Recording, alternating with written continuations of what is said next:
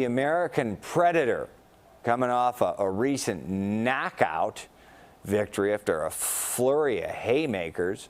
Mr. James now joins us now. Mr. James, you think that gentleman is awake yet? I hope so. Boy, you busted him up. You know, I was hoping you're going to be live in studio. We've kind of got this janky coffee table in here, and we can't get rid of it. I think the only way to get rid of it is if when you body slammed me on it, we would have replaced it. But we're happy to have you either way. You grew up on the West Side. Use sports as a way to get out of trouble. Tell me that. Yeah, just growing up on the West Side, man, I just had to.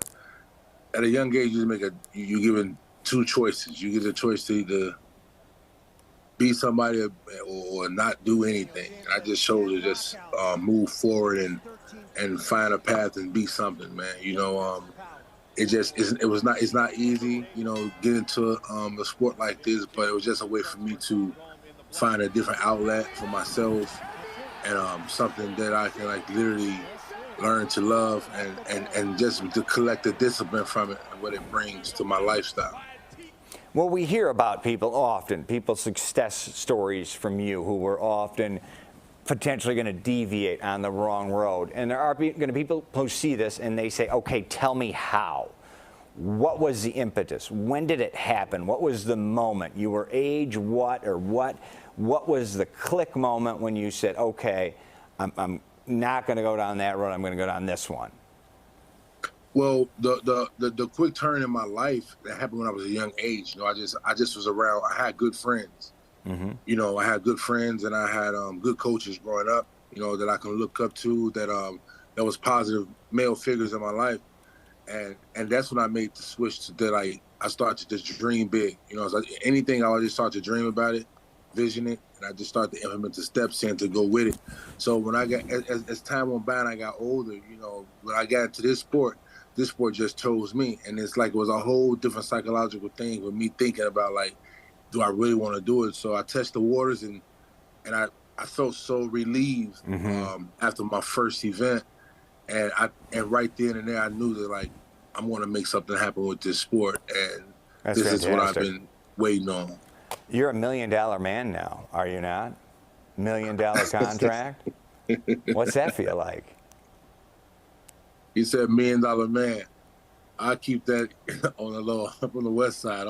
Well, I mean, I'm not saying you got the cash at home, but it's all over the interweb, you know. And I know the government gets its hand in that, but kudos to you. Yeah, but everything is going well, you know, and we're just getting the ball rolling again, and we're keeping the train smoking. And right now through this whole process, man, we're just trying to just, you know, get to the goal and try to help this next generation out of athletes and the next generation out of kids to really want to think better, do better, and feel better about themselves. And I'm just glad that I'm a part of an organization that can really reach that, and I have a coaching staff and a team that can really help me progress. Okay.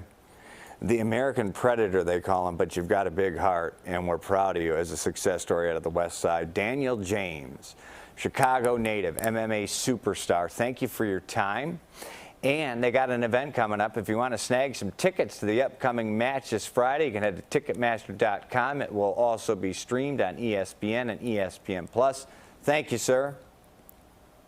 Thank you. And I will be in attendance on Friday for the event. So. All right. Look forward to seeing you. We got to get you in the studio so we can bust up that coffee table, too. Most definitely. I got you. All right. Thank you. Yo, listen.